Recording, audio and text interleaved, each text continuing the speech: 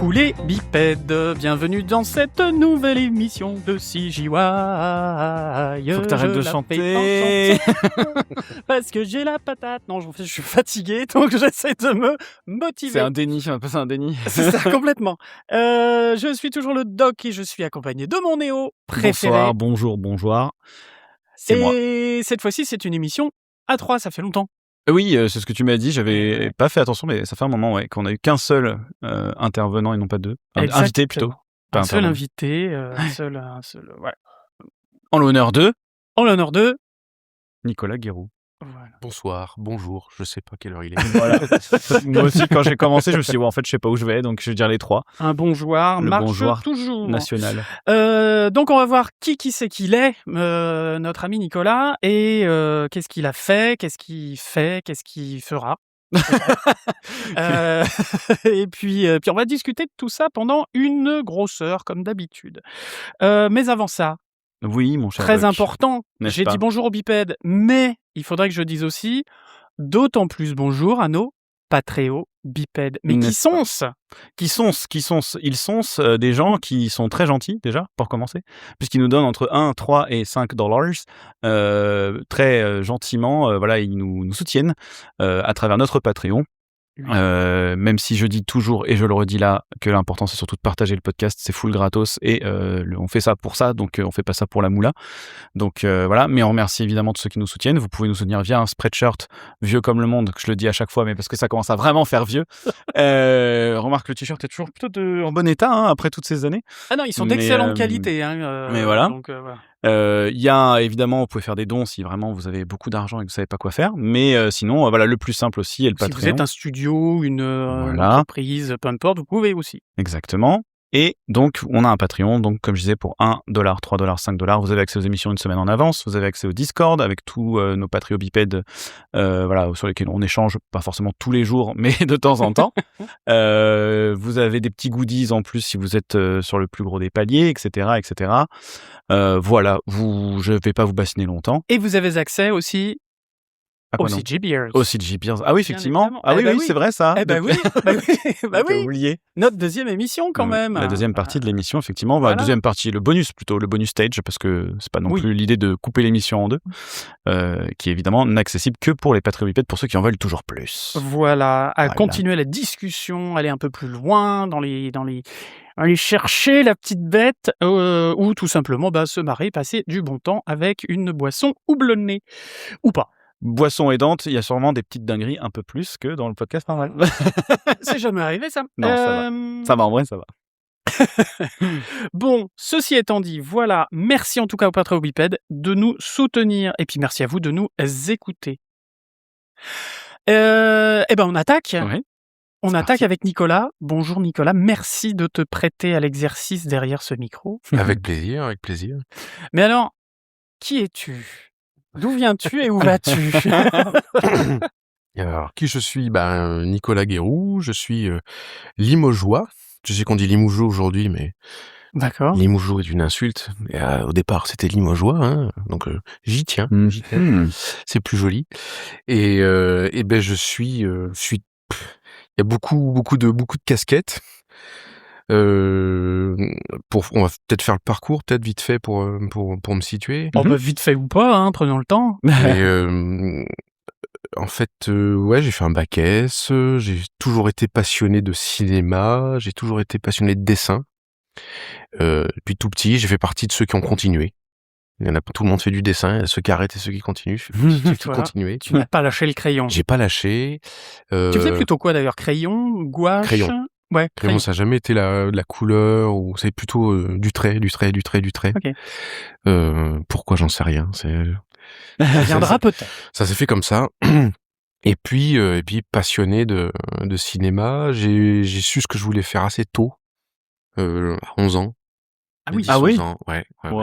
Et qui était du coup quoi ? À cet âge-là, tu disais que J'ai vu. réalisateur. Je voulais faire de l'animation. Je voulais faire de l'animation au départ en 2D, parce que ce qui m'avait ouvert les yeux, c'était l'intro de...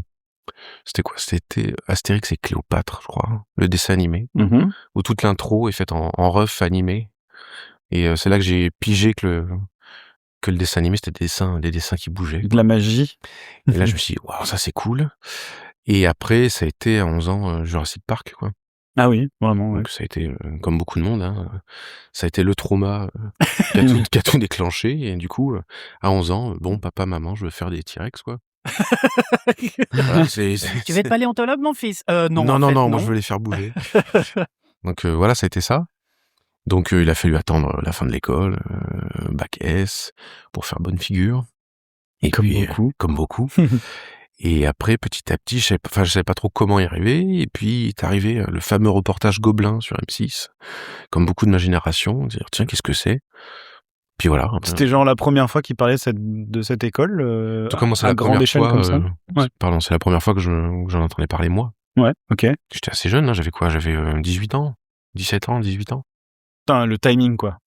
Ouais. C'est pile poil, quoi. Donc, Pile poil. Alors après, je suis pas rentré tout de suite. Parce que j'ai compris qu'il fallait bosser, j'ai compris comment, etc. J'ai tenté le concours pas mal de fois. Et c'est à la 4e fois, je crois, que je l'ai Ah, quand même, que ouais. je l'ai eu. Ouais, ouais. Ouais, j'ai vraiment fait ça sans connaître du tout le milieu. Je connaissais pas les années de mise à niveau, tout ce qu'il fallait faire. Je savais pas ce que c'était qu'un portfolio. Enfin, vraiment. codes, en Donc fait, chaque année, t'apprenais une nouvelle truc à dire ah merde, en fait ça c'est. C'est ça. C'est ça. Vraiment, vraiment de loin. Ça partait de loin, quoi. Ouais. J'avais une envie, mais alors comment y arriver, c'était. Et entre-temps, tu faisais quoi? On veut tout savoir. Entre-temps, Entre-temps, petit boulot ou tu t'entraînais alors les deux. à fond? Je fais des petits boulots. Je me suis inscrit à la fac de LEA, pensant que ça allait parfaire mon anglais, qui était catastrophique. Alors beaucoup de boulot et il est toujours resté catastrophique. J'avais le statut étudiant et sinon c'était tous les à côté. Je faisais des maquettes, des dessins, j'animais moi de mon côté. Je faisais un peu de stop-mo. J'essayais de bricoler des animatroniques. Enfin, c'était le cinéma, vraiment bricolage. Parce qu'on parle d'une époque où il y a pas forcément, il y a pas internet même du tout. Bah, il y a Internet, c'est les balbutiements, C'est mais les tout début, ouais. Donc pour trouver C'est AOL 50 heures. trouver comment faire, trouver, enfin tu vois même des docus, et c'était pas simple, quoi, je pense. non, il y avait vraiment S'informer, pas quoi, grand-chose. là-dessus. Ouais. Et l'idée, c'était, j'ai la chance d'être né dans une famille, on se dit bon, on se donne un peu les moyens, on se dit allez, on va chercher, on va creuser. Et l'idée, c'était bon, bah, tu veux faire de l'anime, très bien. Déjà, mes parents ont essayé de comprendre ce que c'était de l'animation, parce que c'est vrai que ça parle pas à tout le monde. Ouais. Bon, ils étaient un peu au fait que j'étais un peu à côté de ce qui se faisait dans le En cadre marge. général, voilà. Et puis ça a été bon, bah, on va monter sur Paris, on va trouver une librairie spécialisée là-dedans et on va voir s'il y a des bouquins. Ah putain, voilà, déter, c'est cool. c'est à l'image de ma naïveté sur le sujet. Et donc c'est ce qu'on a fait. On a découvert par est-ce que c'était par le Minitel? Enfin, pas sûr. Je me rappelle plus bien, mais on a découvert l'existence d'une librairie qui s'appelait Ciné Reflet à Paris, qui était spécialisée justement dans le cinéma et dans l'animation. Et on est allé là-bas. Je suis reparti avec 3 bouquins d'anime. Ça devait être le Preston Blair de l'époque. Ça devait être les héroïnes de Disney, qui est plus et les méchants de Disney. Et c'était plus vraiment, c'est pas tellement sur la technique d'animation par le Preston Blair, mais et on est revenu avec ça et puis Mais les dessins et j'ai essayé de comprendre comment ça marchait, puis j'animais moi de mon côté avec un espèce de système archaïque. Mon grand-père m'avait prêté son caméscope. Oula. Et le caméscope avait une fonction où le caméscope enregistrait à partir du moment où on laissait le doigt appuyé sur le bouton record. Ok. C'est une des fonctions du truc de l'époque. Donc en fait, je pressais ce truc-là et ça capturait quelques images. D'accord. What the fuck. Et c'est parti pour l'anime, quoi. J'ai animé jusqu'à 3-4 heures du matin. Donc de la stop-mo, en fait, finalement. Là, c'était de la 2D. Je faisais de Tu la... dessinais, Ouais, mais c'était de la 2D, ouais. J'ai fait des essais de stop-mo vite fait, mais très vite, je suis passé sur de la 2D, où j'animais en 2D et j'essayais de comprendre. Et tu photographiais tes dessins. Oui. Alors, combien à la fois, j'en ai aucune idée. L'exposition se faisait avec ce qui se passait sur le caméscope. Ouais. C'était vraiment un peu à l'arrache, quoi. Mais c'était magique. C'était magique parce que j'avais pas d'écran sur le côté. À l'époque, il fallait regarder dans l'œilleton. Et c'était minuscule. Il se passait quelque chose là-dedans. À peu près, et Putain, c'est clair. Et c'était juste génial, quoi. Très long, mais génial. Ouais, en fait, tu continuais d'avoir cette espèce d'étincelle à travers ça, quoi. Ouais. Ouais, Et ce ouais. qui t'entretenait à y aller 4 ans de suite jusqu'à ce que finalement t'arrives au GOB, quoi. C'est ça. Et puis la première année, j'ai passé le concours des Gobelins et j'ai été pris aux premières épreuves. À l'époque, il fallait aller sur place, passer des épreuves. C'était storyboard, ref d'anime, les épreuves de logique, si ma mémoire est bonne. Et c'est passé comme ça, du premier coup. Et après, la deuxième partie, c'était envoie un portfolio. Alors, Kezako, aucune idée. Donc je me suis mis à découper mes dessins dans les pages de cours. J'ai envoyé ça. Bon, inutile de dire que curieusement, ça n'a pas marché plus avant. Et après, j'ai compris ce qu'il fallait faire et j'ai essayé de le faire comme il fallait. Et j'ai pas été pris. Ça marchait pas. Putain, c'est ouf. Et la dernière année, j'ai arrêté la fac. Je suis allé faire une école de mise à niveau à Paris qui s'appelait l'école d'art plastique.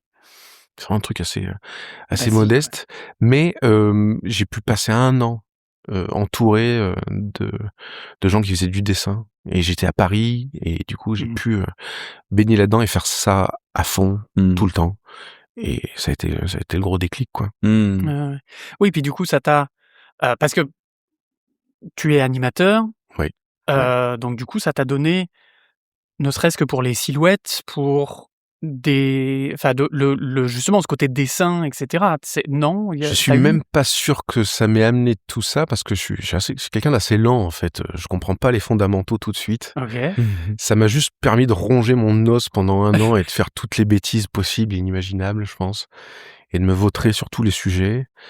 Et quand je suis arrivé la 4e année là pour le concours des Gobelins, dans mon portfolio, j'avais des animations. OK. Et je pense que elles étaient ce qu'elles étaient, mais il y en avait beaucoup. Il y en avait beaucoup, et puis il y avait du taf derrière. Et je pense quand ils ont vu à l'oral comment je faisais les animations, ils se sont dit bon, lui le gars c'est un acharné. On va peut-être en faire quelque chose. Avec du bon matos, il est Voilà, peut-être c'est capable ça. de sortir un truc. Peut-être qu'il va comprendre qu'il galère pour rien depuis un moment. C'est ça. Ils ont été assez cool pour dire bon allez viens.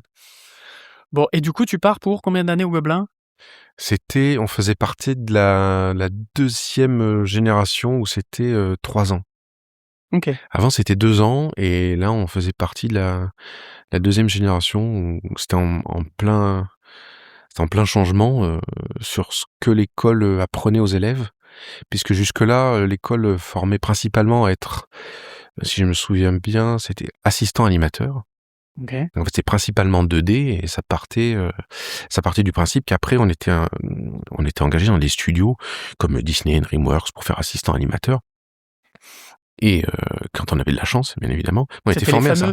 les fameux in-betweeners ou pas? C'était alors il pouvait y avoir de l'in-between, mais c'était aussi faire ce qu'on appelle des breaking poses, pas complètement in-betweener, mais pas complètement animateur. OK. On On va peut-être expliquer ce que c'est qu'in-betweeners. Ouais, c'est ça, effectivement. oui. Je vais balancer ça, comme si j'étais animateur, mais Pour Ben, flexer. En fait, à l'époque en 2D, c'est vrai qu'il y a les poses clés qui racontent l'action d'un plan, c'est-à-dire c'est des dessins principaux qui racontent vraiment ce que font les personnages à l'écran. Après, alors il y a c'est plutôt des rule of thumbs, mais Des quoi? des règles de pouce mal traduites. Des règles de pouce. C'est-à-dire des petites phrases comme ça qui nous servent d'outils quand on travaille, mais c'est vrai qu'en général on dit que la pose clé raconte l'action, mais que les breaking poses ou les Poses les intermédiaires, breakdowns, en fait. les pauses intermédiaires Mmh. racontent l'histoire ou donnent la vie. Plutôt D'accord. donnent la vie. Donc c'est les petits trucs qui font qu'on raconte plus qu'une histoire. Mmh. Et donc on met des dessins, on élabore des dessins entre ces poses clés qui sont principales pour avoir plus d'acting, pour avoir des moments intéressants et riches à mettre dans l'animation. Et malgré tout, il faut quand même derrière ça, en fonction du nombre d'images qu'on veut par seconde, avoir affaire à des in-between, à des inters, qui viennent combler les manques entre ces. Mmh. Enfin, c'est très crûment expliqué, mais c'est ça. C'est-à-dire qu'en fait, en 2D, on donne l'illusion du mouvement. Mmh. C'est-à-dire qu'on a des images saccadées et quand on a un certain nombre d'images par seconde, ça donne l'illusion du mouvement. Alors, en règle générale, l'école européenne et américaine, on anime à ce qu'on appelle à 2. ou à l'image. 12 images par 12 seconde. images par seconde, jusqu'à 24 images par seconde. Mais l'école asiatique, c'est assez différent. On a une animation qui est, entre guillemets, plus limitée, mais c'est pas limité, en fait. C'est une autre façon de concevoir l'illusion du mouvement, quoi. Mhm. Ça dépend des écoles. Ouais. Et c'est vrai qu'au Gobelin, à cette époque-là, on était formé à être assistant animateur qui, si je me souviens bien, qui prenait ce qu'avait fait l'animateur principal et allait des fois mettre le personnage au modèle sur les poses clés. Quand les refs étaient très très très rough, on regardait les modèles sheets de l'époque et puis on mettait tous les refs au modèle et on pouvait aussi proposer des breaking poses et parfois peut-être certains in between aussi. D'accord.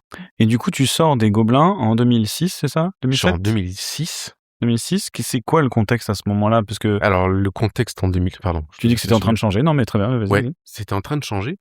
Et en fait, quand on est arrivé au Gobelin, nous, on nous a dit bravo, vous êtes arrivé au Gobelin, il n'y a pas de taf. Tiens donc, ça rappelle 2026. voilà. 20 ans plus tard, on en est Bon. toujours même. Je pense qu'on va pouvoir y revenir après. Mais on a dit il n'y a pas de taf, c'est-à-dire que le métier est en plein chamboulement.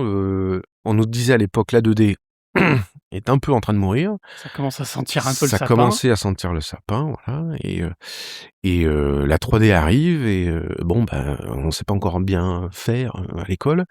Et donc c'est pour ça que c'est passé, je crois vraiment qu'on était à la deuxième, peut-être la troisième année, j'en sais rien, à ne plus être formé à être assistant animateur, mais ils ont trouvé ce titre un peu ronflant, mais qui était concepteur et réalisateur de films d'animation. Et donc en fait la formation était plus complète. Ok. C'est-à-dire qu'on faisait vraiment du storyboard, du layout, en tout cas on touchait à tout, de l'animation, toujours de l'assistana et l'in-between, mais il y avait aussi du compositing, on touchait à tous ces logiciels. Et C'est pas le cas avant. C'était, Moins le cas en il tout y avait cas. un film d'animation pour Annecy qui était fait sur Cello jusqu'à très peu de temps avant qu'on arrive. Ouais. Et après, on est passé au logiciel et à des trucs un peu plus modernes. C'était quoi mais- comme Ouais, ce que j'allais logiciel dire, Toon Boom, ce genre de truc. Ah non, on n'avait pas Toon Boom. Ça, c'est trop récent, ça. C'était trop récent. Pardon. Nous, à l'époque, le logiciel d'anime qu'on avait, c'était CTP. Donc c'était vraiment, on dessinait sur papier et on allait photographier nos images quand même D'accord. sur un banc titre.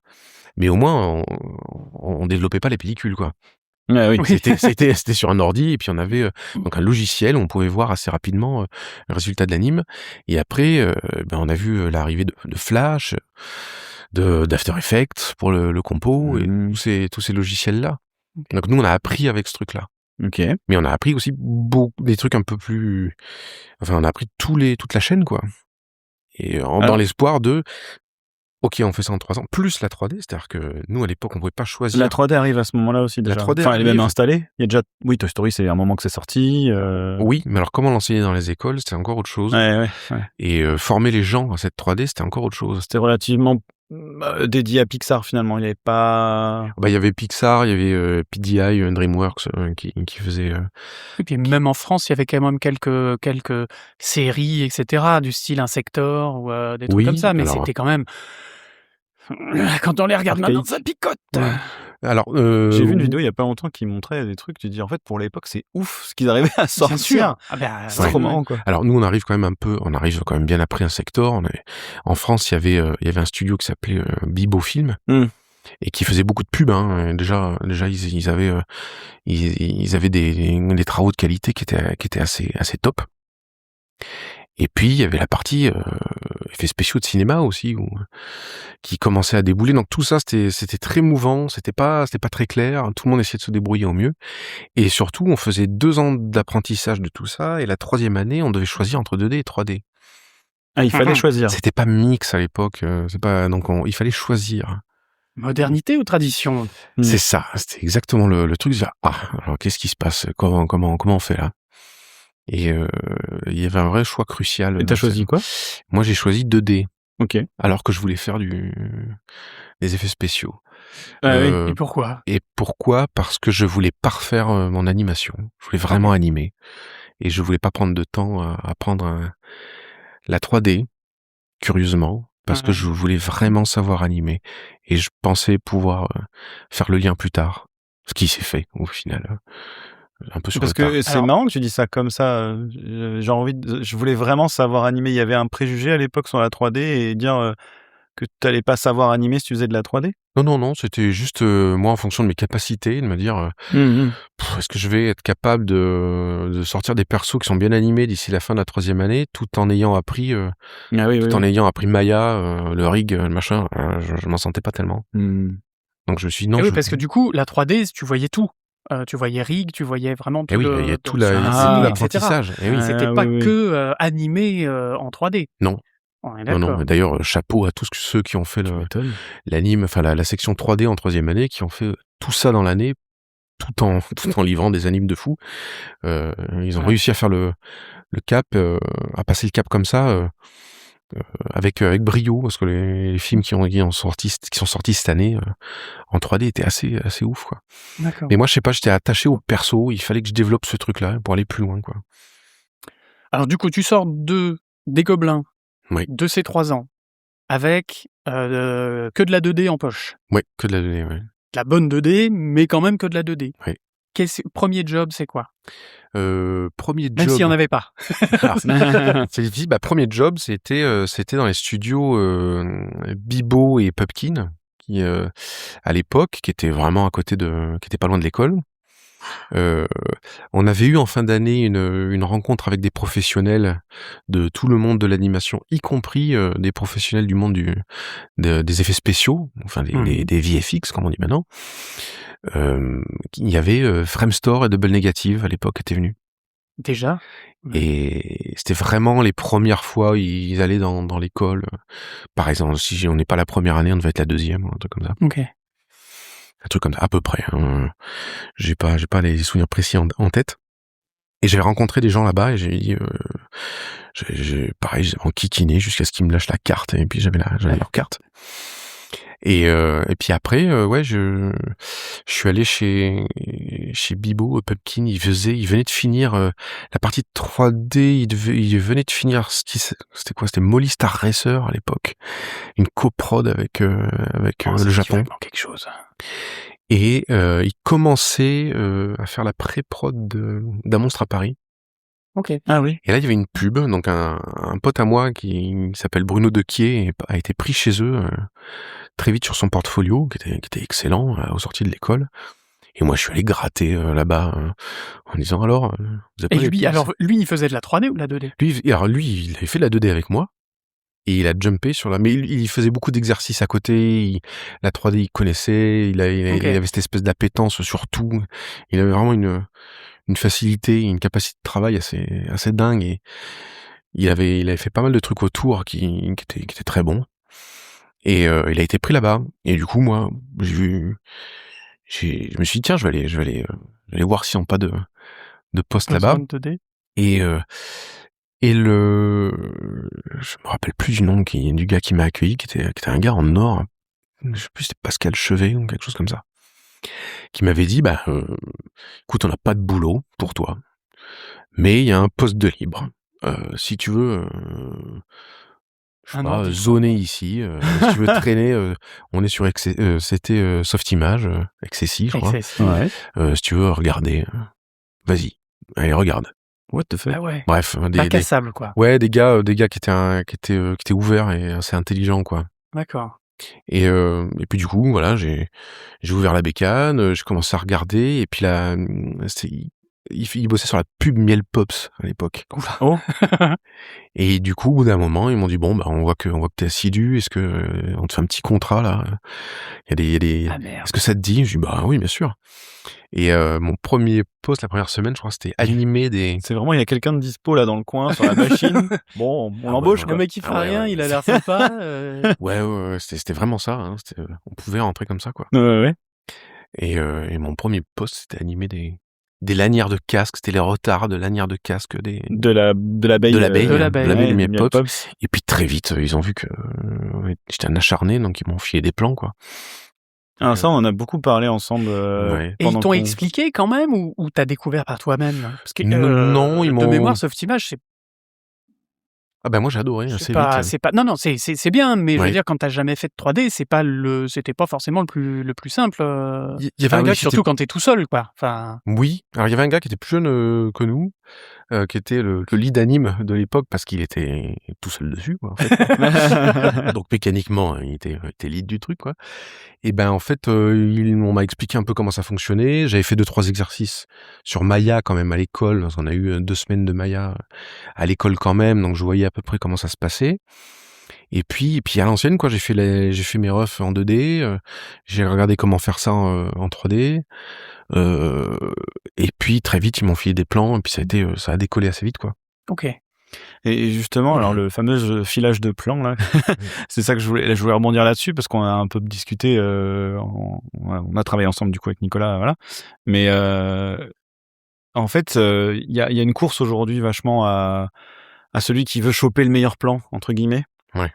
On a beaucoup parlé de ce truc mais en fait des fois prendre le plan que les gens veulent pas et en fait faire tes preuves dessus, ça marque vachement les gens. Il y a des gens après qui sont là en mode en fait c'est comme tu dis depuis le début en fait, c'est un acharné, on va lui filer en fait, on va lui donner ça, on va lui donner ça et en fait, j'ai l'impression que ça t'est arrivé du coup vachement tôt ce truc de bah, j'ai peut-être pas le plan du main car plein pot tout de suite, mais je montre tellement ce que je vaux qu'ils vont finir par comprendre que cette petite passion dont on parlait au début là, du mec qui appuie sur son caméscope pendant 3 secondes pour faire des C'est images, ça. Je sais pas si en ces termes, montrer ce que je vaux, c'est juste que, en fait, tu fais, tu montres que tu fais, tu montres que t'aimes bien, tu montres que t'aimes ça et en fait, bah, en face, tu tombes sur des gars intelligents, ça change tout. Je pense que choper ce qu'on te donne et essayer de le faire avec le bon esprit, c'est la clé de tout et c'est aussi le filtre, hein. C'est le filtre pour beaucoup de gens, qui justement sont assez frustrés de ce qu'on leur donne au départ. Dire: «Mais non, non, je vais pas m'embêter avec ce petit plan là, Mmh. il me donne pas les moyens de montrer», Ça fait l'effet inverse aussi, tu veux ouais, dire? Mmh. ouais. Ça filtre, beaucoup Déjà, ça peut en décourager pas mal et en et plus, ouais, ça peut être Bah, ça aussi fait melon quand même. ouais, clairement, clairement, c'est sûr. Voilà. bah, je pense qu'il y a beaucoup de gens qui galèrent en école, qui galèrent en exercice, donc ils se disent: «Bah, allez, donnez-moi quelque chose, Ouais, ouais. d'intéressant». Mais en fait, alors on en a peut-être pas tout le temps l'occasion. C'est vrai qu'il y a pas toutes les prods, où où les petits plans peuvent être intéressants. Mais si on fait le truc, de manière pas trop tarte, il y a moyen de rendre un petit plan intéressant. Et En bah, tout du cas, coup, comment tu rends un plan intéressant d'après toi? L'animation, ça doit être au service de quoi exactement? alors, la question est compliquée. Bim! Comme ça, on rentre dans le Allez. sujet là. Boum. On a fait le parcours, on va dire scolaire Le début principalement, du parcours, Ouais. ouais. mais ouais. La question, elle est compliquée parce que en fait, c'est tard que j'ai compris que l'animation, elle pouvait être au service d'eux. C'est-à-dire que, comme je vous l'ai dit, la passion, on la choisit pas. C'est plutôt l'inverse, en fait. Pour l'instant, t'es au service de l'anime, en fait. Mmh. C'est-à-dire que la passion, elle arrive, blah, t'as pas choisi ce truc-là, tu fais bon, bah ok, ce sera ça, quoi qu'il arrive, quoi. Mmh. Donc déjà, il faut se mettre au service de tout ça, essayer de le comprendre. Et après, comprendre la technique et de se dire: «Ah d'accord, OK, donc si je comprends ces outils-là, je vais pouvoir, utiliser ces outils-là pour faire passer ce que j'ai envie de faire passer».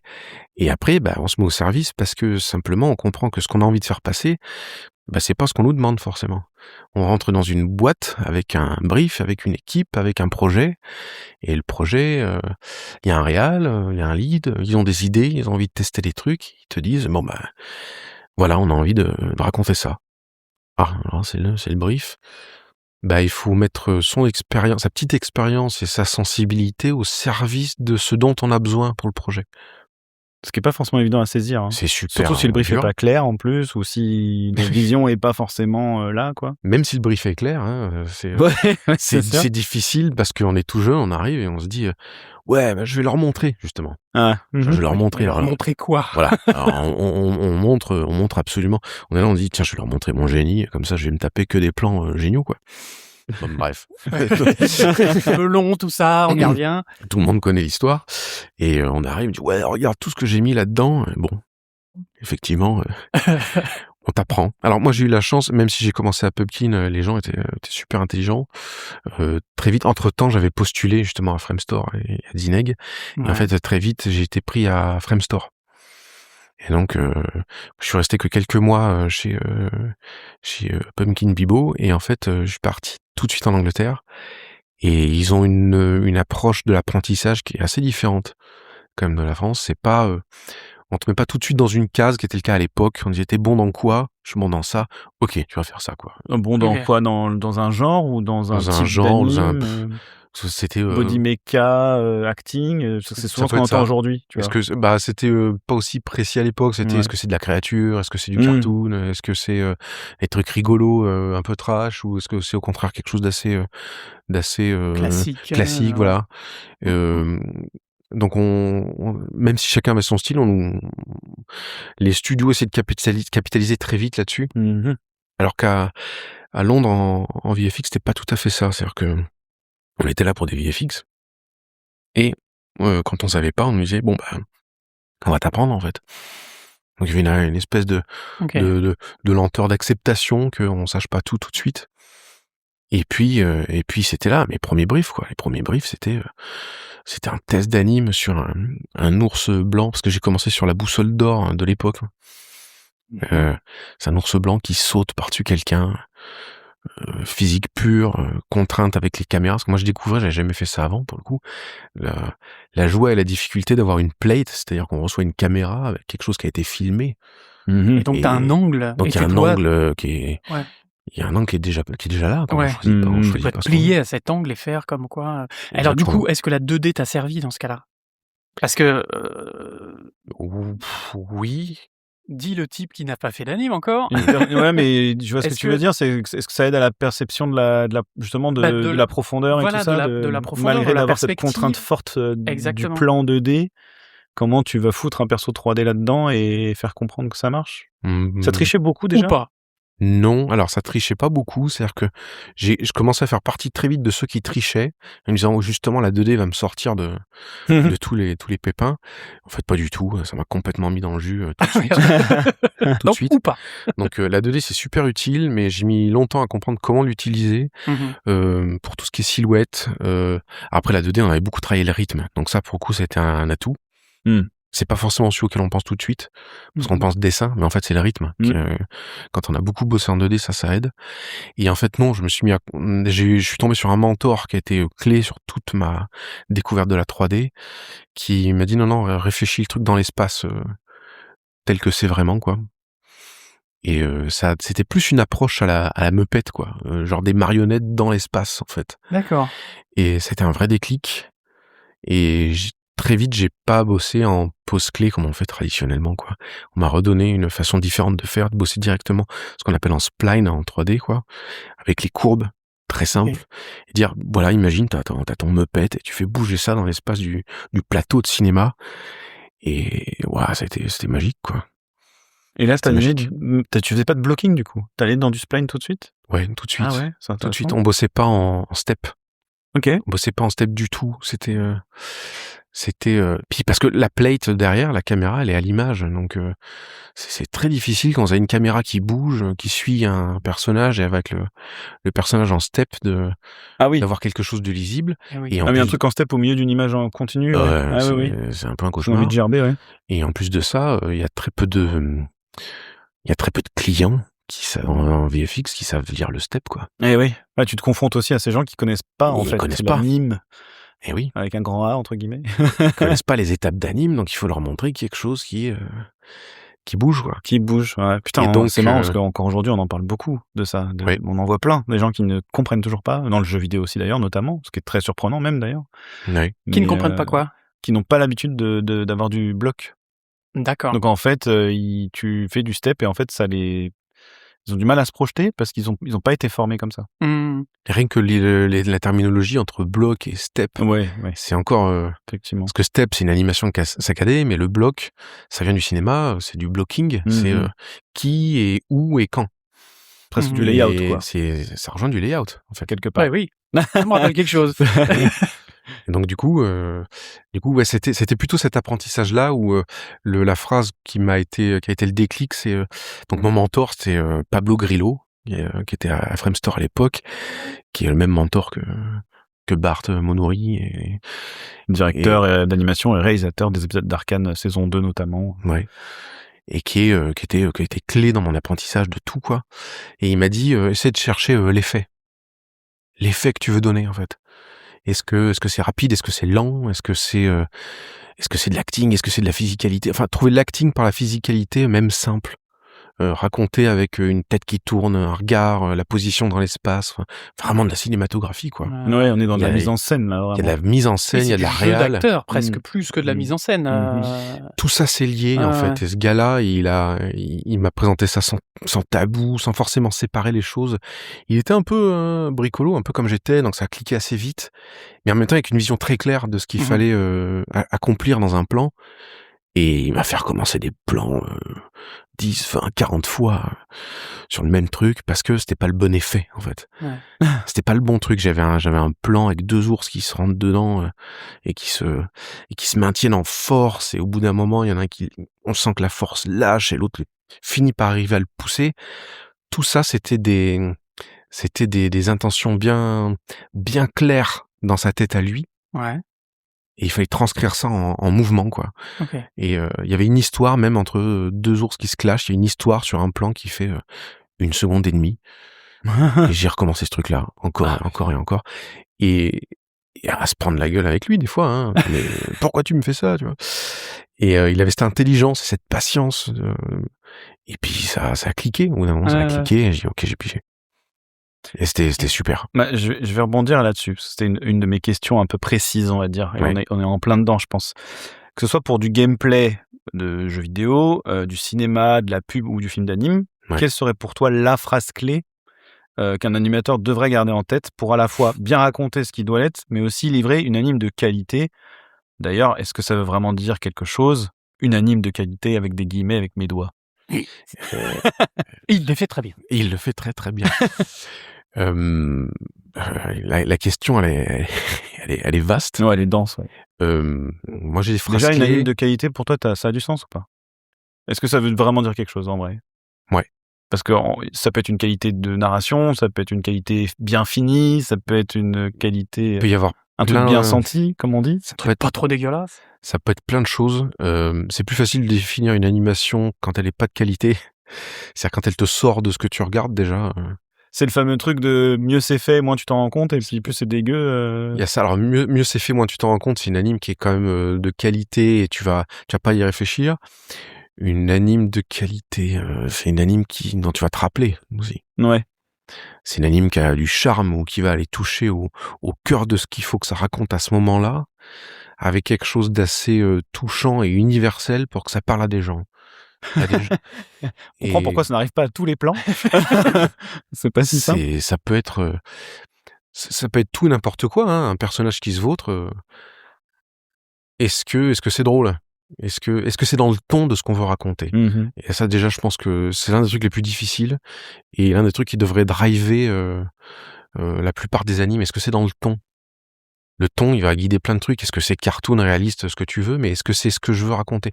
On a eu la chance d'avoir Glunkin en intervenant là.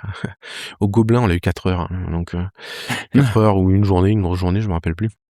Et il a cette phrase qui dit un peu partout et qui a été clé, c'est il faut être honnête.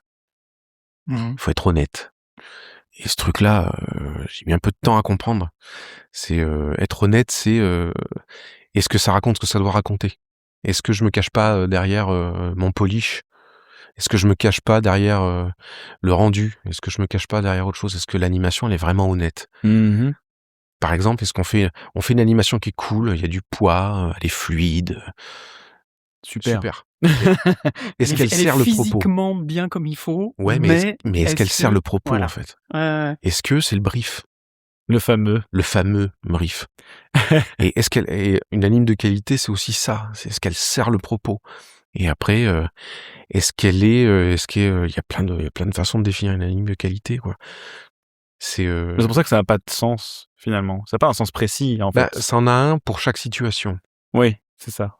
Est-ce que c'est un peu comme en art, tu vois, le moment où tu arrêtes et que tu dis bon bah là je crois qu'on est bon.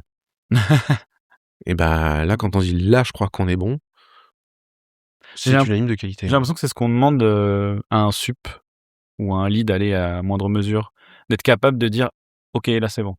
de le capter mieux qu'un junior ou un mid qui lui va peut-être passer à côté parce qu'il va encore être dans ce truc de prouveur justement, dire regarde j'ai fait des super splines, tu vois. Oui, Oui, d'accord. parce qu'à la base, c'est ce qu'on demande à l'animateur déjà. Ah oui, non, Ça, mais c'est- c'est pas de sa faute, on est bien C'est d'accord. pas de sa faute. On Ça, est c'est bien pas de sa d'accord. faute. Mais oui, te dire, là, je crois que ça va. Hmm. Et ça peut être tout et n'importe quoi en jeu vidéo. Là, on vient de finir Adorable Adventures. On se pose des questions même sur des animes toutes simples. Là, j'étais sur une anime où j'anime un petit marcassin qui s'assoit. Il fallait qu'on anime un marcassin qui s'asseille comme ça pendant le jeu. Et c'était il s'assoit quoi. Je regarde le brief. On avait défini le brief tous ensemble, ou plutôt qui est le personnage. Bon, c'est quelqu'un de décidé. Ok, bam, quand il s'assoit, je lui plaque le cul par terre de manière très décisive. Ça va pas plus loin que ça.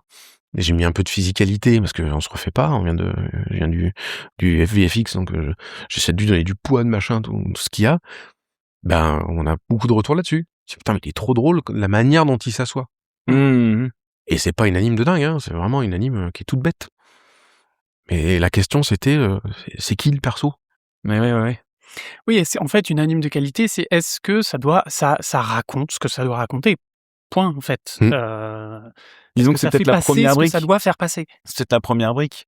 Je sais que tu m'as souvent dit aussi, tant que tu respectes le brief, tu peux faire ce que tu veux. Ouais. C'est ta grande phrase. Ça, c'est ma grande que phrase j'emporte aussi. avec moi là. Je l'ai même sorti en entretien tout à l'heure, hein, c'est Elle dire. est, Et d'ailleurs, c'est marqué sur ton t-shirt, non? elle est dans le Richard Williams, hein, je crois. Hein. C'est à partir du moment où on respecte le brief et les délais, on va avoir une belle vie d'animateur.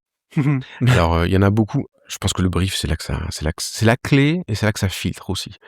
C'est-à-dire que beaucoup se disent oui, je comprends, faut obéir au sup et tout. Non, c'est pas ça en fait. C'est même si t'as fait la meilleure anime, l'anime la plus fluide et la plus chouette du monde, si elle est pas dans le brief, on va pas l'utiliser.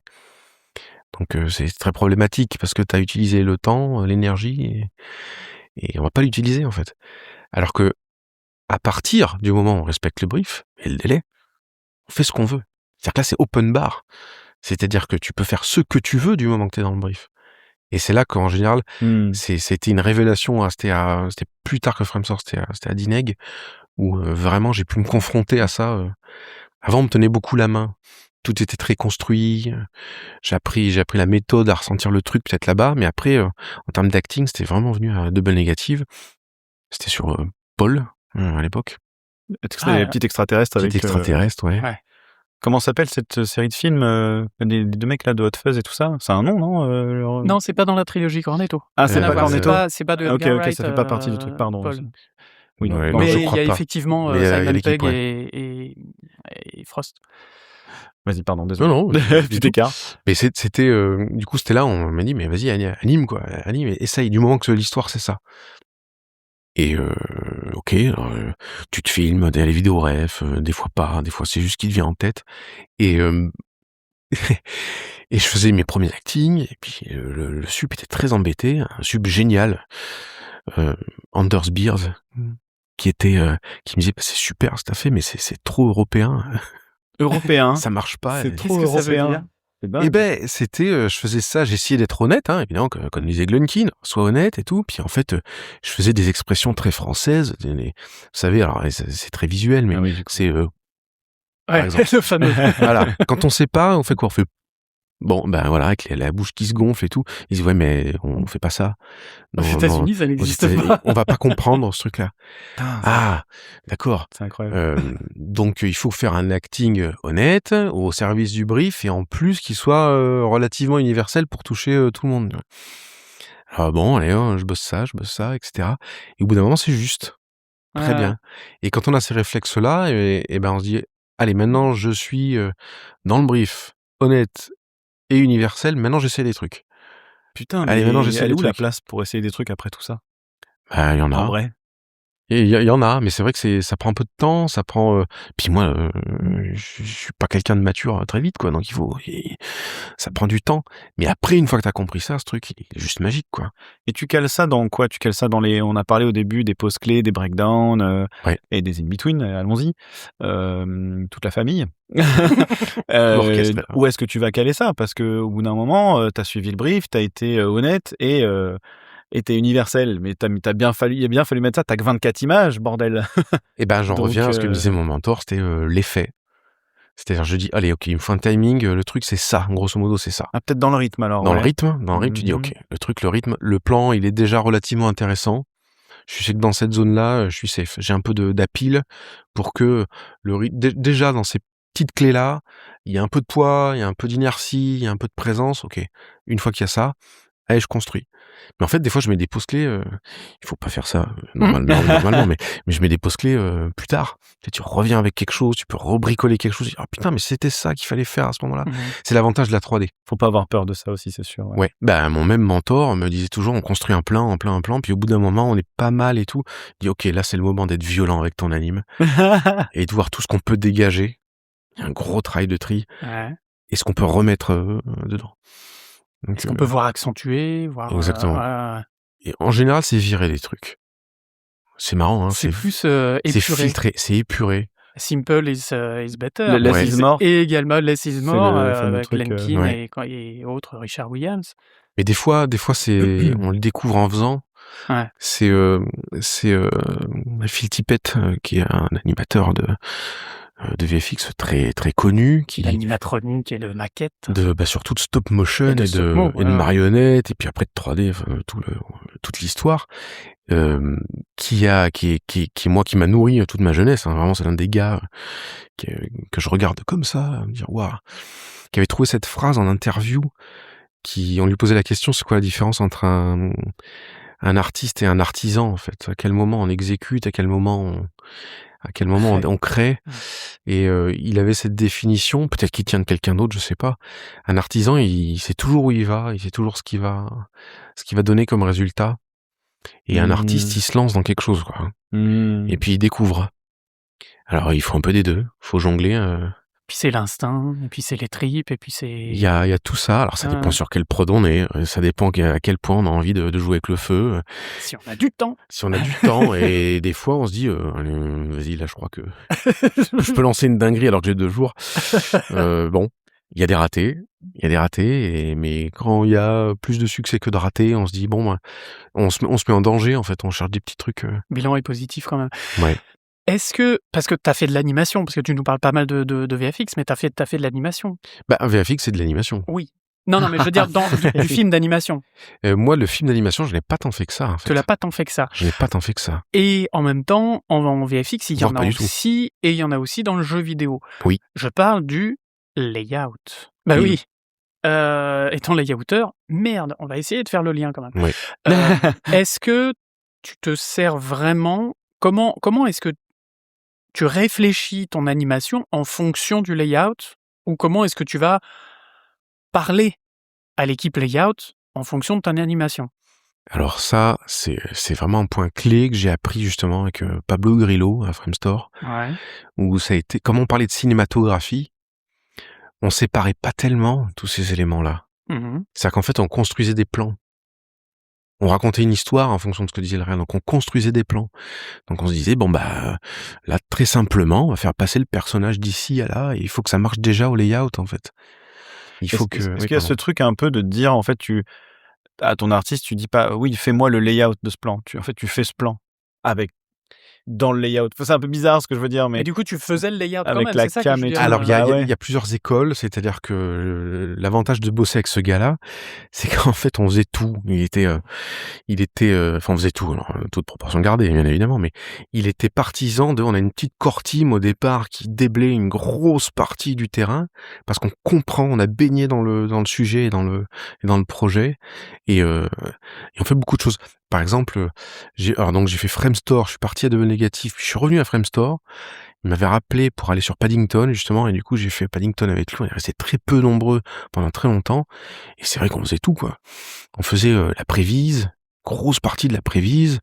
Je participais à la création du personnage, à établir qui il était. On discutait avec le réal sur comment on allait filmer les choses. Une fois que les choses étaient filmées, il y avait un département layout qui construisait les plans techniquement avec le tracking, le motion tracking, la plate et tout. Et après, on faisait basé sur les prévises qu'on avait faites. Et nous, on reprenait ça en layout. Donc Ouais, on c'est ça, refaisait c'est du une layout étape de de base. il y a une étape de D'accord. prévise, en fait, avant, Il y a une qui étape fait de ce prise. taf, en fait. Parce que c'est vrai qu'en animation, tu as plus board, layout direct. Il Bah, y la a pas Il y a de prévise, la c'est le board. prévise quand même, hein. Il y a quand même de plus en plus d'étapes de prévise, Oui, parce que maintenant en animation. c'était pas si fréquent avant, je trouve. C'était vachement plus, tu prends les boards et tu construis des scènes Oui. directes en 3D, c'est parti, enfin, ça dépend des boîtes, tu me diras, j'imagine, Ça mais dépend des boîtes, ça dépend des équipes. Il y a beaucoup d'équipes qui disent le layout, on met tout dans la scène. Et après, on ajuste ce qu'il y a, parce que quand c'est un À film la d'animation, ouais. il y a une liberté, en fait, dans l'espace 3D. Euh, non, moi, on m'a appris à l'époque, il fallait que ça marche au board, il fallait que ça marche au layout. Le film peut se raconter déjà comme ça. Et en fait, le gros du travail du lead, c'est d'expliquer aux animateurs, non, le layout est bon. Le layout est bon. Le storyboard est bon, en fait. Quand il l'est. Quand Ouais. il l'est, évidemment. Mais c'est ça le truc. C'est ça que toute la guerre, quoi, c'est de te dire: «Oui, mais des fois, c'est fait un peu, à l'arrache et Des fois, c'est qu'une case à cocher. malheureusement, Même en film, ils ont fait des boards, ils ont fait plein de storyboards. Le mec, le jour du tournage, il prend le storyboard, il le met sur une étagère, et puis il filme autre chose, quoi. Pardon, excuse-moi, répète parce que j'ai mis un gros coup dans le micro, j'ai bougé ma chaise et tout là, j'étais perturbé. C'est parti, battons-nous. Non, c'est ce que je disais, c'est que le, le storyboard, il y a beaucoup de films où le storyboard était fait, et puis le jour du tournage, le réal pose Oui. ça sur l'étagère, il filme pas le truc, et puis ce qui a pas moins de valeur quelque part, parce que ça permet aux équipes de se baigner dans le projet, mais ils s'en servent pas comme blueprint pour le film derrière. Et il y en a d'autres où, au contraire, on construit le film très en amont, et le layout, il est déjà bon, et Qu'est-ce que tu ajoutes quand c'est à ce point construit? Quand tu arrives en anime ou même en layout d'ailleurs, à chaque étape, tu vois, c'est-à-dire une fois que le board sort, si déjà le board il est ultra quali, qu'est-ce que le layout va pouvoir ajouter dessus sans péter ce qu'il y a dans le board? Et en anime pareil, qu'est-ce que tu rajoutes sans péter le layout? c'est pareil, ça dépend ce qu'on appelle ultra quali. Nous, le layout, c'est vraiment le personnage, la masse du personnage qui bouge dans l'espace. Il y a déjà un peu de rythme. Il n'y a pas d'anime de bras, de torse, de machin. C'est vraiment le truc très très général. En fait, on suit l'histoire, quoi. C'est du storyboard, mais qui est dans la scène, en fait. Le principe du layout Le finalement. principe du layout. On a l'impression de dire tu sais, comment on dit, des banalités, mais Mais le layout, t'as il y a tellement tout. vu de dingueries. Enfin, moi, j'ai tellement vu Ouais, de après choses folles. ça dépend, je pense, enfin, si tu bosses en film d'animation, en VFX, en jeu vidéo, je pense que ça doit dépendre parce que dans le layout, tu peux mettre de la pré-anime, justement pour commencer à mettre le rythme aussi, sans non plus prendre la place des animateurs, mais simplement de se dire: «Bah, tiens, il va marcher de là à là, où il va, ce personnage va avoir telle réaction, donc il faut que ce soit, court», et à ce moment-là, on fait du blocking, du coup, mais blocking hyper simple, Oui. pour pré-animer et voir si ça marche au niveau timing, au niveau est-ce que le plan est trop long, est-ce que le plan est trop court, est-ce que, tout ça pour pas mâcher le travail des animateurs, mais en tout cas Si. pour préparer. Mais moi, je pense que si, c'est en pas vrai. pour mâcher, c'est pour préparer. Pour préparer, Il y a voilà. une différence. En fait, pour moi, ça rejoint ce que tu disais tout à l'heure, le côté respecte le brief et après tu fais ce que tu veux. Ça rejoint ça, c'est-à-dire en fait, je trouve qu'on n'est pas formé. Je parle pour moi du coup, parce que j'ai l'impression que tu as quand même eu une formation qui est déjà vachement complète, déjà même dans la façon dont les gobelins apprennent le truc, tu vois. On est dans des écoles aujourd'hui qui sont de plus en plus spécialisées et quand tu sors de là, souvent, voilà, t'es là pour faire un plan d'anime, mais t'es pas là pour comprendre finalement pourquoi le layout a fait ça comme ça et qu'est-ce que tu dois tirer de ça et garder en tête pour venir apporter une pierre de plus et pas juste écraser tout ce qui a été fait et de venir en tant que oui, moi je suis animateur, je sais. Ça, c'est un vrai problème. Ouais. Ça, c'est un vrai problème dans les studios. Il y a beaucoup de studios où tu passes ton temps à essayer de retrouver ce qu'il y avait au layout. Quand le layout est bon, encore une fois. Oui, après voilà. Mais le layout, on peut D'accord, mettre... ok. C'est un message passé aux animateurs et c'est un animateur qui le dit. Voilà. Parce que c'est Non, malheureusement je ça arrive souvent. Ça arrive Oui, souvent. non, Oui. mais bien sûr. Et les projets qui se portent le mieux, c'est les projets sur lesquels les gens ont compris ça, compris qu'est-ce qui était bon avant, qu'est-ce qu'ils doivent garder et qu'est-ce qu'ils apportent de plus avec tout ce qu'il y a derrière. C'est la pédagogie qui est importante en fait dans les projets. Ce que disait Pablo Grillo, c'est quoi la pédagogie sur un projet. Comment on leur explique pourquoi ce layout il est bon. En plus le layout, on peut mettre déjà des blockings d'éclairage, des tas de trucs. Enfin, il y a un niveau de storytelling qui est fou au layout. Ah, je ne vous le fais pas dire. Et Mais, pourquoi on met telle ou telle focale, tel ou tel angle, Exactement. tel ou tel mouvement. Et après, du coup, l'animateur, il arrive et il fait vivre tout ça. C'est-à-dire que l'histoire, elle est au layout, en général, ou au board, mais il fait vivre tout ça, l'animateur. C'est-à-dire que là, il va mettre du jus, quoi. Il va mettre de la présence, ce qu'il n'y a pas forcément au layout. C'est-à-dire que les personnages, ils existent dans leur univers. Ça, c'est pas au layout, en général. Au layout, c'est la cinématographie. C'est la caméra fait ça, l'éclairage fait ça, la musique va peut-être démarrer à tel moment. Composition de l'image. Composition de pour que l'image. ce soit joli et pour mettre en avant aussi l'animation. Exactement. Et on en revient à ce que tu disais tout à l'heure. Donc maintenant, ok, c'est qui? Comment il s'assoit? Comment il court? C'est ça. Comment il parle? Comment machin? C'est ça. Et dans ce fameux plan qui a été pensé comme ci, comme ça, bah, ok, mais maintenant, c'est qui? Qu'est-ce que tu racontes? Vraiment, vraiment, fondamentalement, quelle émotion tu veux véhiculer en plus de... Mais c'est vrai que c'est là où on voit que c'est transversal finalement. C'est un peu obligé d'y penser depuis le début, parce que c'est quand même autour de ça que tu construis ton plan, ton cadre, ton rythme, etc. Et en même temps, l'animateur, il arrive un peu... on a toujours la sensation d'arriver sur une feuille blanche presque. Oui, et souvent, elle l'est pas. On dit, tiens, allez, hop. Il y a des marges, il y a des, tu vois, il y a des lignes à Il y a des respecter, il y a des trucs, tu vois, Ça a été des souligné 2 fois. interlignes, les pleins et les déliés, tout ça, tout Ça, ça. quand t'es junior, c'est un peu ça. T'arrives, tu dis CTRL A, delete, puis je vais leur montrer, quoi. Ouais. Et en général, c'est là qu'on se vautre un peu. Bah ouais. Mais non, mais en fait, l'idée de comprendre tout ça, je crois que c'est pareil, une interview de Milt Cole, qui était un des Nine Old Men de Disney, qui, c'est un journaliste qui lui pose la question, mais vous n'avez pas changé la pose du personnage par rapport au storyboard? Milt Cole, c'était quelqu'un qui avait un ego à peu près surdimensionné, quelqu'un extraordinairement talentueux, ultra balèze en dessin, très perfectionniste à l'extrême, et puis un bon melon. Brut, et il le savait. Une brute, et il le savait. Et donc ce gars-là, vraiment, qui est pas là pour rigoler, et qui tape des dingueries en animation, même ce gars-là, quand on l'interview, et quand je lui dis, mais vous n'avez pas amélioré la pose du dessin de storyboard qui était fait par l'artiste qui s'appelle Bill Pitt, je crois, à l'époque. Le gars lui dit, bah non, elle est bonne.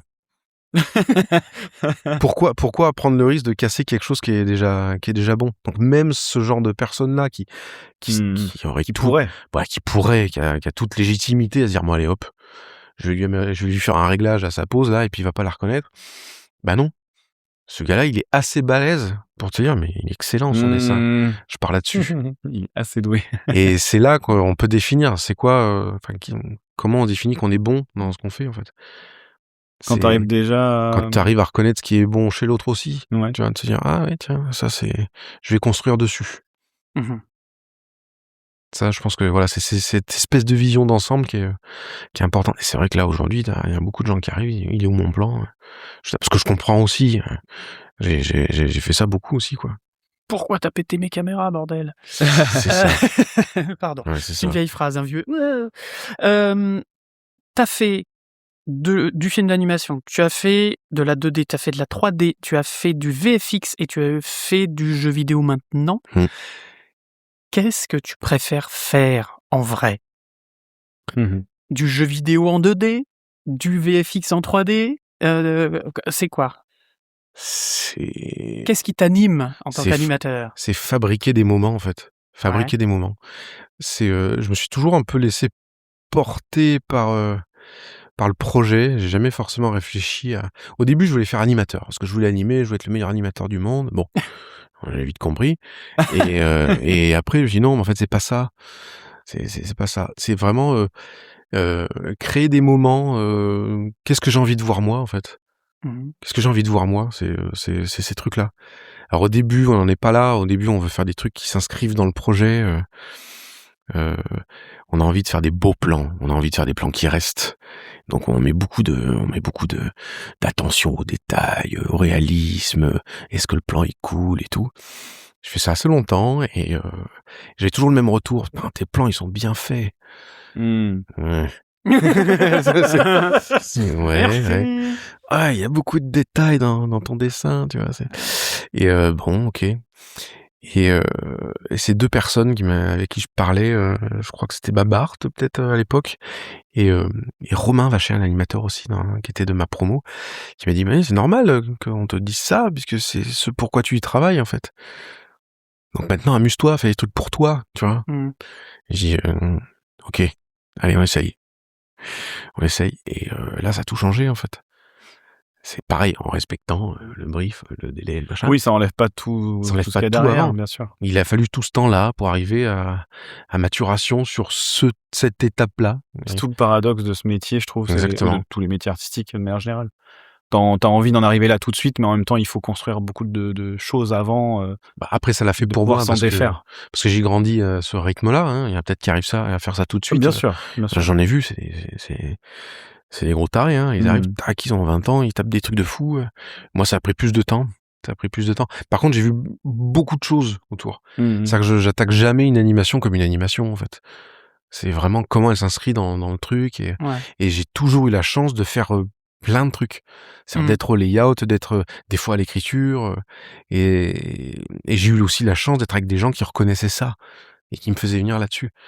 Paddington, c'est un bon exemple. Je suis venu au tout début du projet et j'étais là à la dernière heure. Ils nous ont foutu dehors en disant non mais il est sorti, le film arrête. Faut rentrer chez vous Voilà. maintenant. C'était un peu ça. Et donc, mais ce qui est le plus intéressant là-dedans, c'est de créer des moments. Alors ça passe par le personnage, ça passe par une caméra, ça passe par la fabrication du personnage. C'est juste génial, quoi. Quand on est avec les riggeurs, avec les modeleurs, et que on travaille tout ce truc-là, et qu'après ça s'inscrit. Alors soit dans un plan, là maintenant c'est le jeu vidéo, donc le jeu vidéo c'est encore autre chose. On crée plein de petites animations en espérant qu'à un moment la sauce prenne et que le joueur oublie que c'est une somme d'animations. Et clac, d'un coup, t'as un perso. Et Oui. ça, ouais, en fait, il a son existence propre. La caractérisation passe vraiment par autre chose, c'est marrant, Ouais. ouais, t'as raison, tu as très bien décrit, je vais Cette pas espèce de répéter parce que Lego. tu as très bien dit. Mais c'est marrant, c'est vraiment ça, il y a un truc, c'est ça pour moi la grosse diff entre l'anime et le JV, quoi. Ouais. Tu peux avoir un C'est- personnage en un plan au cinéma C'est ça, ouais. ou dans un film d'anime. Donc c'est autre chose, il faut que tout passe là-dedans, il faut arriver à faire passer tout ce truc-là. En JV, tu peux pas tellement, quoi. C'est-à-dire, c'est l'accumulation de petits détails qui vont faire que celui-là, il est comme ça, en fait. Qui est en plus un peu lié avec le gameplay aussi. Il y a un Ouais. truc où... Parce que sa manière de bouger, elle est pas liée que à ce que tu vas faire en anime, elle va aussi être liée à ce que tu vas faire dans le Ouais, ce que moteur. va faire le joueur. Oui, Comment mais est-ce même que comment lui ça a va été animer, pensé.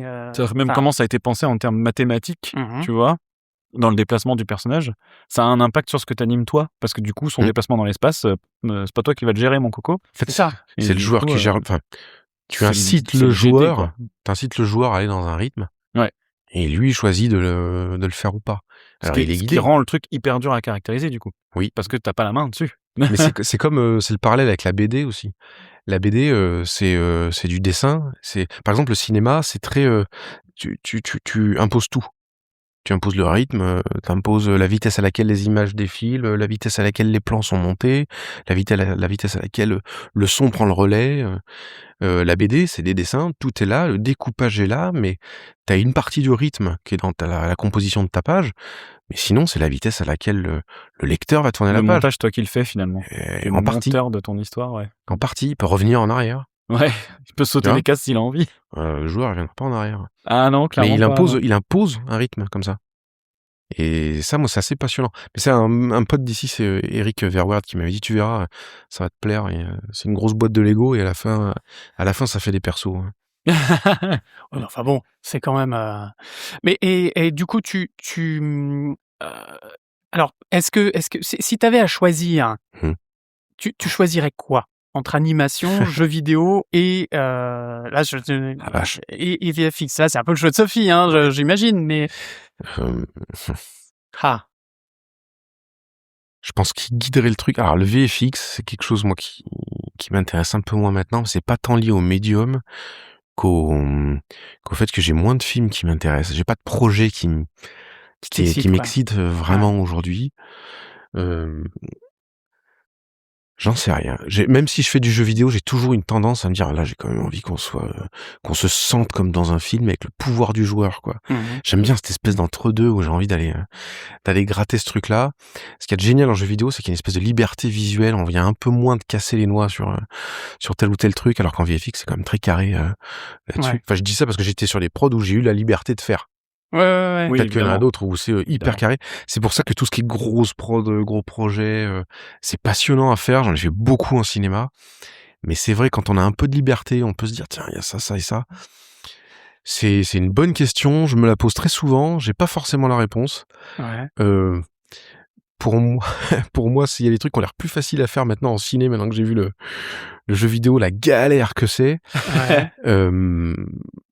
Ce que j'adore en jeu vidéo, c'est l'espèce de narration avec l'environnement, ton perso et t'as un petit côté théâtre de rue, Ouais. en fait. Donc t'es obligé de mettre tout l'espèce de parc d'attractions qui est là pour que tu t'éclates à l'intérieur.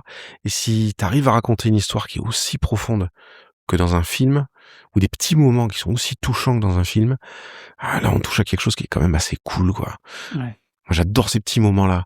Alors c'est vrai quand le cinéma me manque, parce que j'ai envie de mettre mes mains sur un rig bien foutu, où il y a tout dedans avec des super blend shapes et il y en a 400 au C'est centimètre plus rare carré. dans le jeu vidéo, Voilà. on est d'accord.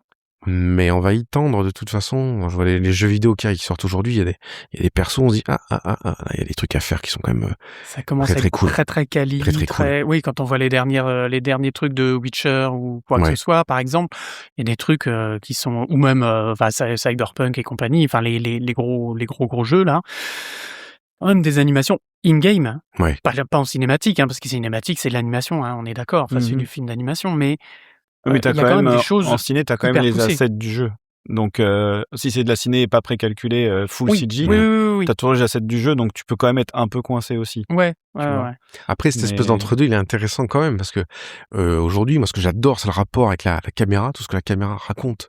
En fait, j'aime Doc qui opine du Ah chef bah oui. plus Ouais. que jamais. Ouais. Ouais, touché Ouais. dans son cœur. C'est vrai, parce qu'en fait, c'est tout le temps. En fait, on fait tous de la 2D, en fait, au final. À part les rares exceptions où on a un casque VR, où il y a la stéréo sur 4 IMAX pour dipeler, on fait tous de la 2D. Ouais. Et on essaie juste d'utiliser les outils qu'on a pour recréer une immersion et recréer l'illusion de l'espace dans lequel on est. Et la caméra, elle raconte tellement de choses avec ça. Moi qui grandis avec Spielberg, même quand les persos bougent pas, si vous voulez, vous êtes là, vous êtes pris aux tripes, quoi. Parce que le choix de la lentille, la vitesse du mouvement avec laquelle il vient, il raconte tellement de choses.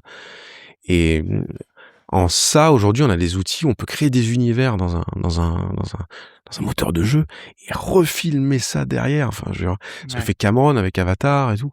Moi, je rêverais de faire des séries ou des films d'anime, mais filmés comme ça. On crée la scène tout dedans et vas-y, on y va avec la caméra comme c'est une équipe de. Comme si c'était ton lieu de Comme tournage. si c'était tout fait, si là. c'était du live. Moi, c'est vraiment ça que j'aimerais faire, quoi. Ah, d'accord. Parce que tu baignes dans l'univers que t'as créé, en fait.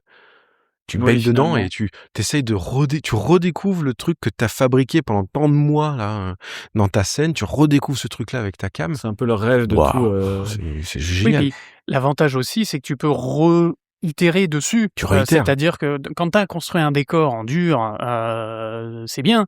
Mais si tu t'aperçois que ah bah merde, j'aurais eu besoin d'un mètre en plus, ou j'aurais eu besoin de tiens une fenêtre machin, ça va coûter des sous machin. Bon, sur un moteur de jeu, ça va vite. en 2-2 C'est c'est ça. fait. Enfin en 2-2, Oui, on mais s'entend là, mais faut c'est pas s'en beaucoup garder. plus simple. Alors là, faire. par contre, faut une vision. Hein. C'est-à-dire qu'il faut être sûr Ouais. de là où on va.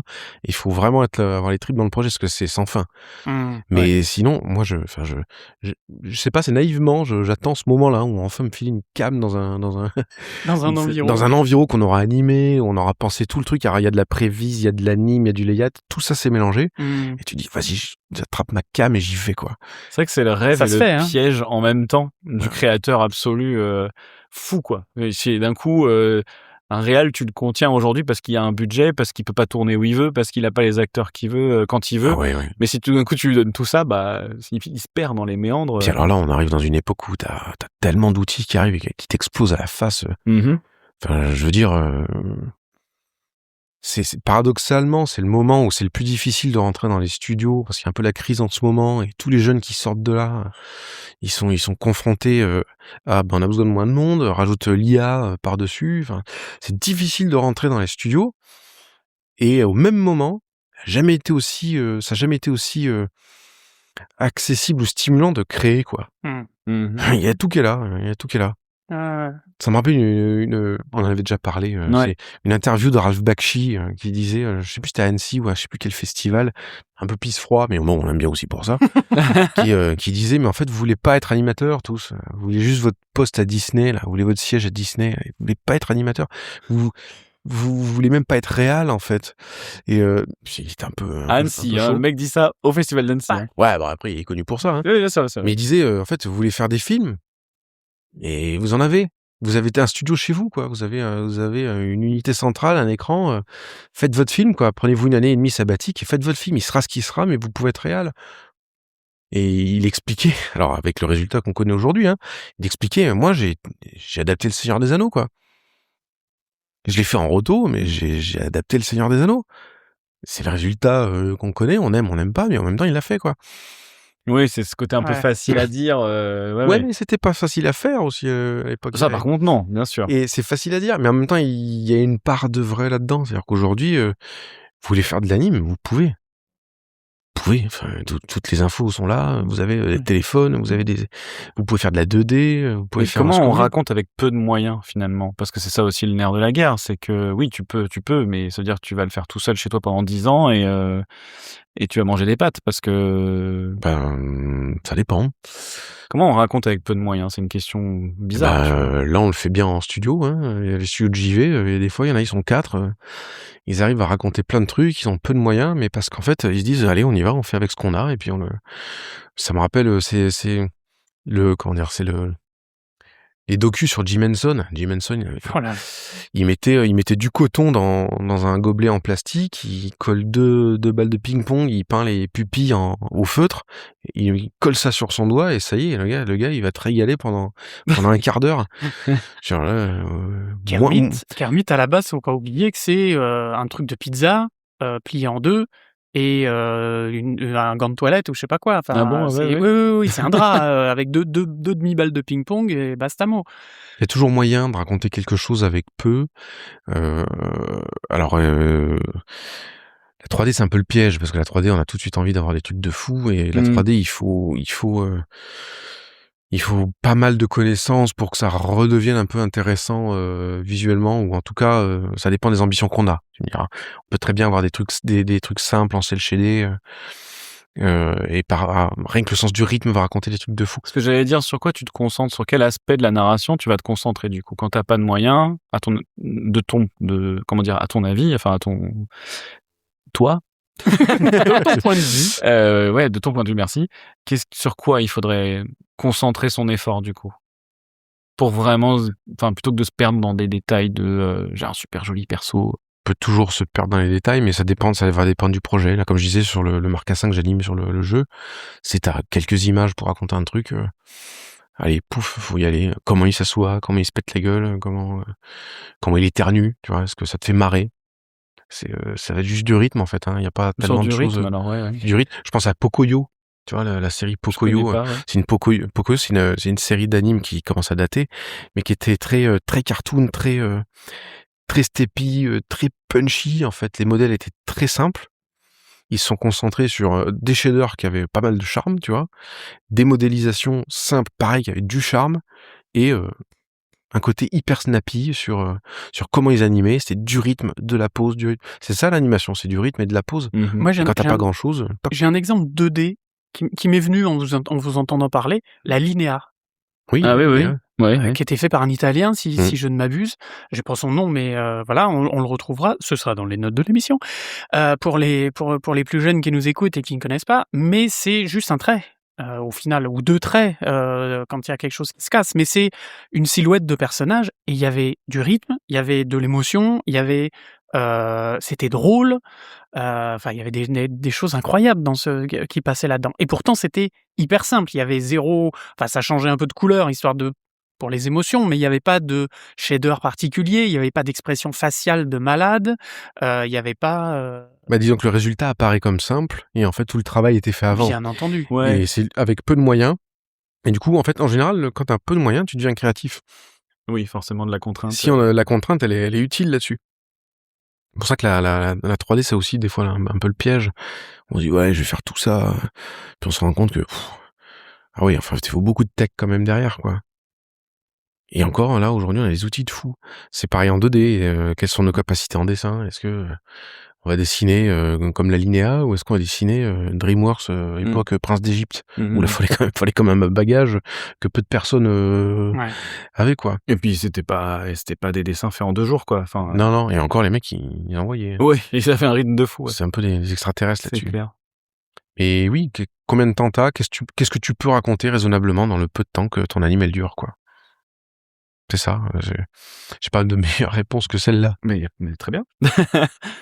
Est-ce que tu aurais une phrase clé? On va peut-être terminer là-dessus. Est-ce que tu aurais une phrase clé, alors pas une pause clé du coup, mais une phrase La clé phrase clé. pour déterminer ta passion de l'animation? Compliqué ma question, hein. Ah ah. Après, au dépourvu, surtout. Ah!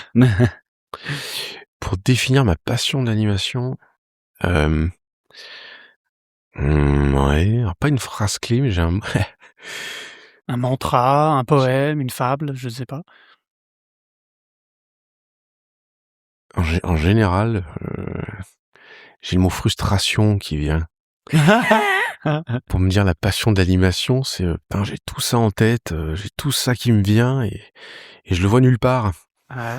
C'est ni dans les films, ni dans les BD, ni un machin. Bah, alors, qu'est-ce que je fais pour le matérialiser? Et du coup, je veux le raconter à travers un personnage, à travers une histoire que je raconte comme ça, avec tel truc. Il faut que je m'y colle.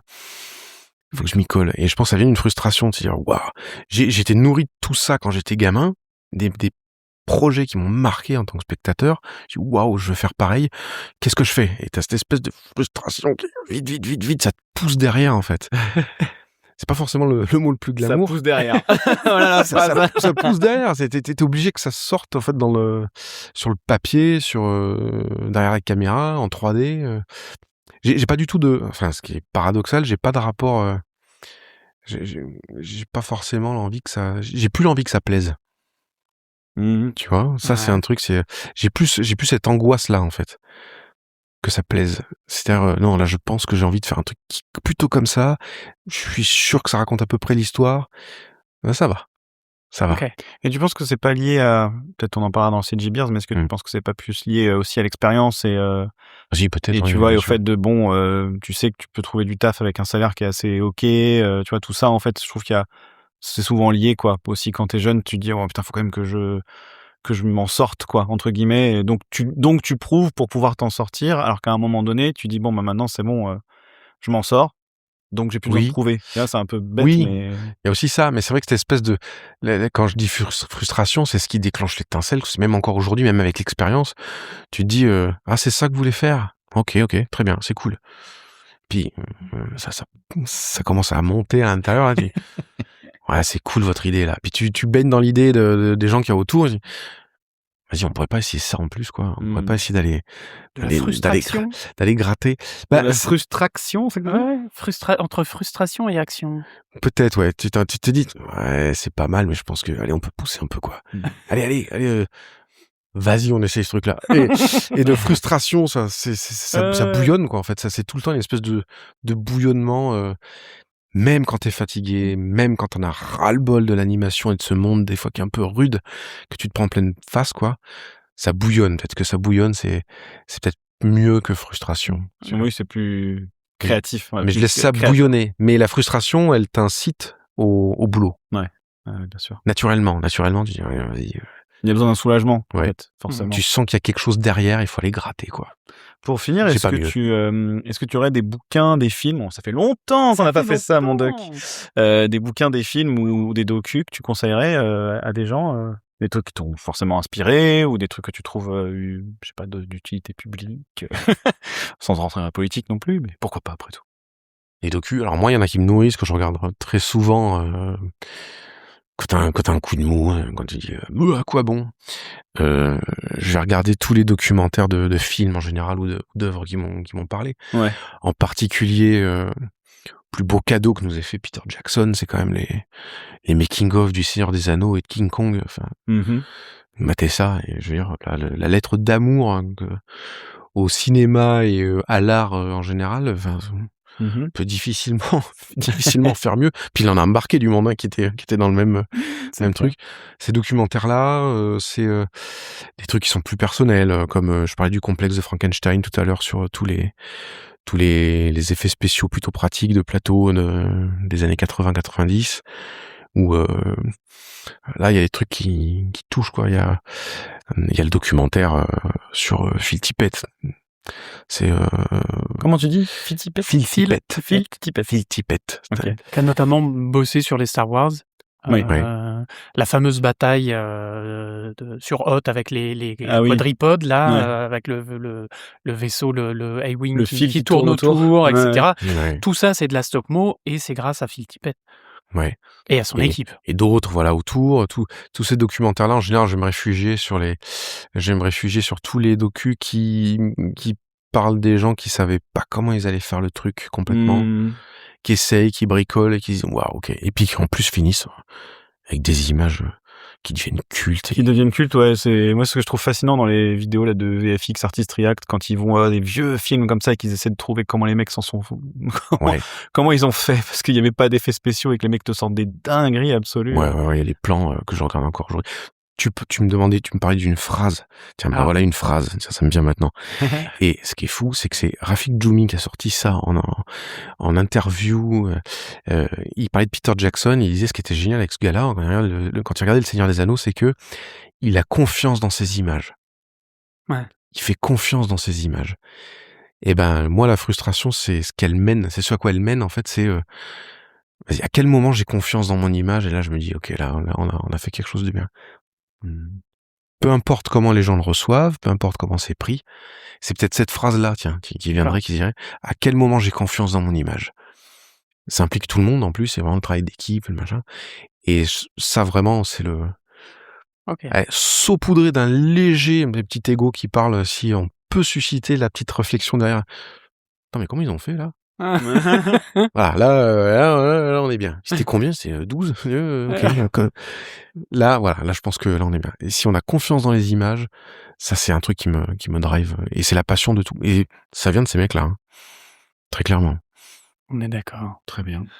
On s'arrête là, mon petit Néo? Ben oui, écoute, donc je crois que ça fait bien une bonne heure et quart, un truc comme ça, 1h20. Oh oui, ça fait presque 1h20. Ouais. Mais on pourrait continuer longtemps. Et oui, c'est pas fini. Continuer bien sûr, avec des bières. Pour les patriobipèdes dont on parlait en début d'émission, eh bien, eux auront droit à la suite parce qu'on a encore pas mal de choses à parler. À discuter, tout à fait. Merci Nicolas. Avec plaisir. Merci beaucoup. Infiniment pour ta sagesse de l'animation. Oula. Bien grand mot. Mais je pense que c'est une émission à faire écouter pas que à des animateurs. Pas du tout, ouais. C'est ce que je t'avais dit quand c'est ça qui est formidable. j'ai dit Nico, il faut qu'on l'ait parce que ça va plus loin que l'anime juste. Et c'est ça qui est cool. C'est que oui, on a un point de vue animation quand même. Mais ça va beaucoup plus loin que ça. Et moi, c'est ce que j'ai adoré. Moi, j'ai trouvé ça fascinant. Voilà, c'est pas pour le. J'allais dire un mot qu'il faut pas dire au micro. mais oui, non, c'est le genre de personnes pour moi qui voilà, effectivement, comme tu dis, qui méritent une exposition parce que c'est des. En fait, je sais pas comment dire, mais c'est une manière de voir tout ça encore aujourd'hui qui est ultra créatrice, quoi, qui est ultra fertile en fait. Genre, c'est des choses. Moi, il sort des phrases depuis tout à l'heure qui sont de grands monsieur. Et certes, c'est peut-être pas tes phrases à toi, mais c'est des phrases qui sont hyper importantes. Pour moi, ça a autant de valeur que des trucs que j'ai pu entendre de Glenn Keane ou d'autres, quoi. Et c'est trop cool. C'est vrai, je te jure, c'est vrai. C'est des trucs, c'est trop bien, quoi. C'est comme je disais tout à l'heure, j'ai même sorti une de ces phrases pendant un entretien de tout à l'heure, c'est dire. J'espère que ça a apporté chance. Ah ouais. Ça fortune on verra. Croisons les doigts pour toi. Mes petits bipèdes, encore merci de nous avoir écoutés. Merci à vous, tout à fait. Merci le doc. Merci mon Néo. Et puis à bientôt pour d'autres émissions, nous ne savons pas quand. Et oui, parce que celle-là est la dernière de cette 7e saison. Ouais. Voilà. Donc, et il y en aura d'autres. Oui. Mais je vous avoue que là, il se passe des choses et du coup, on ne sait pas trop quand, ça va recommencer, etc. Mais on vous promet que nous ne sommes pas fatigués, nous ne sommes pas déçus, nous ne sommes pas, désabusés, blasés, quoi. On a encore plein de gens à interviewer, plein de gens plein de sujets qu'on veut aborder. Donc, la preuve, on n'arrive pas à finir cette émission, c'est qu'on n'a pas envie d'arrêter. C'est sûr que, coupez-moi de... Non, je ne veux pas partir. Non, mais c'est vrai qu'on avait commencé la saison en disant, vous allez voir, cette année, ça va être particulier. Ça va être le bordel. Ça n'a pas été tant le bordel que ça au final. Non, pas tant que ça, mais... L'année risque d'être bien plus bordélique que celle-là, pour le coup. Mais bon, on verra dit bien. ça, puis si ça se trouve... Oui. On va faire 15 émissions dans l'année. Idée, effectivement, on verra. Voilà. Mais bref, en tout cas, on vous embrasse. On vous remercie encore de nous suivre. Et on vous dit à bientôt. À bientôt et merci encore, Nicolas. Merci beaucoup. Avec plaisir. Ciao. Ciao.